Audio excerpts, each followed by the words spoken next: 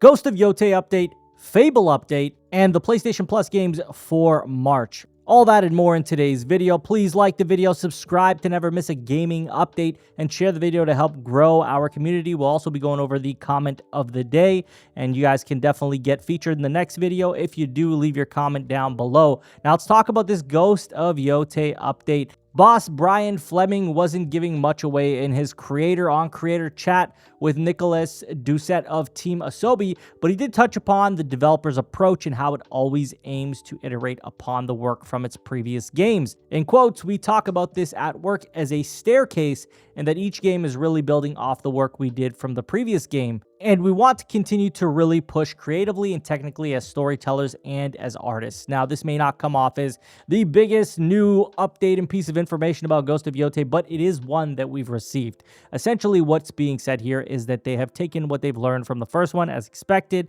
and are going to iterate and improve upon what they can with the second entry, even though it is not a direct sequel featuring Jin, but more so, I think, 300 years later, if not more. But it basically is going to, carry over the things that were really great about the first game and improve upon the things that were not so great. Maybe adding some more variety to the gameplay, taking out some maybe repetitive things that didn't land as much. Hopefully making this game stand out even more so than the first one. And this is a situation where I think that they could really do this. They dropped their game at the tail end of the PS4 generation. Now we're looking at the PS5 generation, and they are going to be dropping their game this year. As far as we know, that's still happening from their latest earnings reports. So this is an expected title, and I really do think that it's going to deliver a better experience than Ghost of Tsushima, just based on them learning from their previous game. But that is our Ghost of Yotei update. I know not a huge one for you guys, but still one that I did want to discuss with you. Now moving on, we're talking about Fable. It's been delayed to 2026. And now I know first thing a lot of you might be thinking is, why are we talking about Xbox games? Well, we're going to be talking about Xbox games because they're PlayStation games now. And Fable being delayed to 2026 is definitely relevant with, the channel and what we're going to be talking about going forward.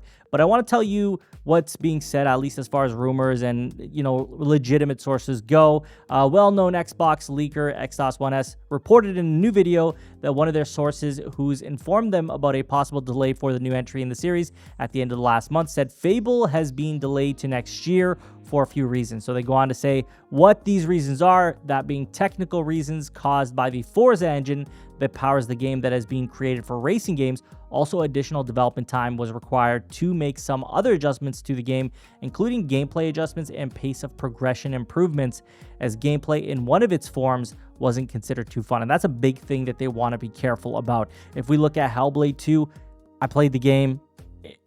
It's not a good game. It is not a good video game. It is a interactive movie at best. And its biggest problem was the lack of gameplay, or just simply not being fun. And I think Fable cannot suffer that same problem. They just can't let that happen. It cannot be a walking sim with some slight segments of combat. It needs to be true to its roots of it being Fable. The Fable 1, 2, and 3 games were, at least in my opinion, very good games. And so I'd like to see Fable, whatever we're going to call this, carry that and improve upon that and show us what Fable could look like in, I guess, 2026 at this point. But another thing that I wanted to talk to you about was what Nate Drake had to say, or Nate the Hate, who, as we know, has leaked tons of stuff, most recently with Switch 2, literally the day of reveal for it. On Reset Era, in a response to someone who says, "We've already discussed this, haha, this isn't a Nate prediction, it's just speculation." I'm sure he might have more info shortly, though. So Nate the Hate says, "Speculation is in regards to the nature of the delay, but Fable coming to PS5 in the year after it launched on Xbox PC is not speculation. Keep in mind that timeline was based on when Fable was slated for 2025 on Xbox PC. With Fable now delayed to 2026, it stands to reason that it arriving on PS5, Xbox PC on the same day is within the realm of possibility." So yet another reason why this is a very notable update for us, at least as far as even rumors and leakers go. And this is a pretty big deal. This is a game that was exclusively going to be for Xbox, and then was starting to be considered a timed exclusive, to now being considered a day and date release on PlayStation as well. And again, I do think that this is very likely a possibility. If they need to delay for other reasons anyway, they will be able to likely launch it. If not the day of, I think they'll be able to launch it within 3 months. So that's something that I believe we can expect. And this is a game I'm actually excited for. I love playground games. Obviously, this is not a racing game, so it'll be interesting to see what they can do there. But I do have faith in the team, and I'm hoping that they can deliver a satisfying Fable experience. I love Fable, and I would love to see Fable from Playground Games do really well and deliver a great experience. But again, I am on the fence about it because I just have no reason to believe that Playground Games can create an RPG. They do wonderful racers, and that's phenomenal, but an RPG is so different from a racing game. So I'll give them the benefit of the doubt, but at the same time, I am skeptical as well. Let me know what you guys think about this. Are you excited for Fable? Will you be playing it? And do you think it'll be launching on PS5 day one? Now let's talk about those March PlayStation Plus games. We're getting Dragon Age the Veilguard. Believe it or not, it's only been out for 4 months. Sonic Colors and Teenage Mutant Ninja Turtles, the Cowabunga Collection. So a pretty solid lineup of games. Obviously, you know, Dragon Age Veilguard is on this list because it didn't do well and it's considered a failure in the eyes of EA and amongst other things, right? We've talked about it before. So it being free here, I think is kind of a way for them to get the money they wanted for a PS Plus deal. That's pretty much where I think it went with this one. I don't know that it'll, you know, create a lot of extra revenue after the fact, unless there's like some major microtransactions in there. But even then, who's buying microtransactions for Dragon Age if they're not even buying the game? But I do think it'll attract more players.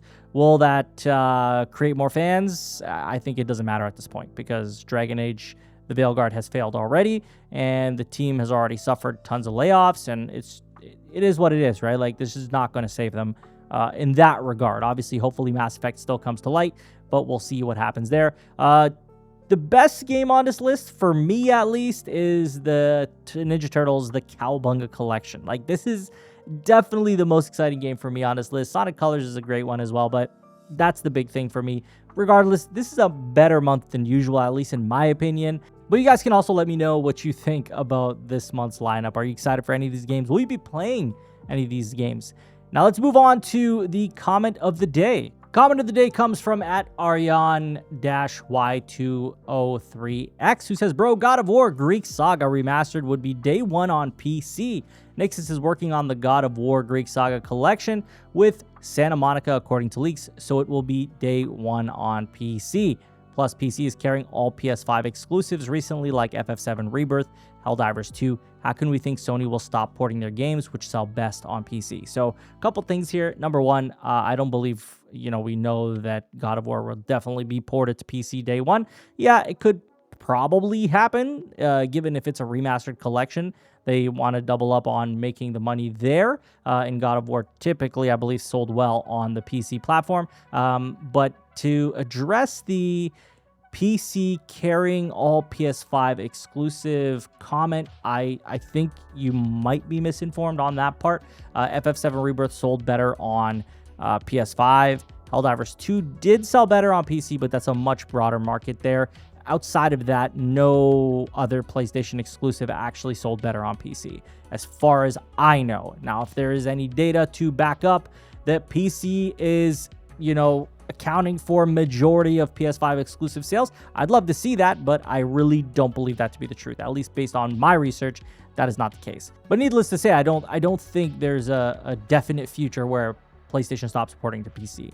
But I do think that, again, as I said, if it becomes a situation where PC is a threat to PlayStation's existence, then yeah, they definitely would pull their games from there. Or not pull, but stop porting their games over there to entice people to play on their platform, to keep growing their platform. But again, this is a conversation that is a lot of what ifs need to happen, right? So in order for this to even really be a deep conversation, we've got to assume a bunch of stuff, and there's tons of speculation, so it's not really worth dabbling in that. But as far as reality goes, yeah, PlayStation 5 exclusives are not selling mostly on PC. PC is not carrying PS5 exclusive sales at all. Let me know what you guys think about this comment in the comments. As always, if you guys enjoyed this video, please hit that like button, subscribe to never miss a gaming update, and share the video to help grow our community. I thank you all for watching again. I'll talk to you on the next one. Take care.